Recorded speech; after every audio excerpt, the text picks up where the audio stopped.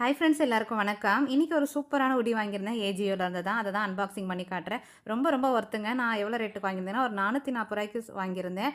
இது நம்ம உட்டி பார்த்து வாங்க வேண்டியதில ஒரு 3 விஷயம் உண்டு. ஃபர்ஸ்ட்டு மெட்டீரியல் பார்த்தீங்கன்னா, நல்லா திக்கா இருக்கணும். இந்த பிரைஸுக்கு இது நல்லா ஒர்த்து சொல்லுவேன். ரூ. 440க்கு பயங்கர சூப்பரான ஒர்த்து. இதில போட்டிருக்க ரேட்டு வேற. அத நான் இந்த வீடியோலயே காட்டியிருக்கேன். நம்ம உட்டி பார்க்கும்பொழுது 3 விஷயம் பார்க்கணும். ஒண்ணு மெட்டீரியல் நல்லா திக்கா இருக்கணும். அதுவும் பார்த்தீங்கன்னா, நல்ல திக் லேயரா அந்த டீ ஷர்ட் மாரிலாம் மெலிசா இருக்கக்கூடாது. அப்ப உட்டி போறதே வேஸ்ட்டு.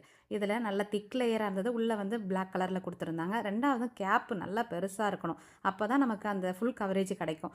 அது 3வதா பார்க்கறதுன்னு பார்த்தீங்கன்னா, நாங்க ஜிப்பு வச்ச மாரி பார்த்தோம். அடுத்தது வந்து ஃபிட்டிங். ரொம்ப ஃபிட்டா, டைட் ஃபிட்டாலாம் போடக்கூடாது. நல்லா கொஞ்சம் லூஸா போடணும்.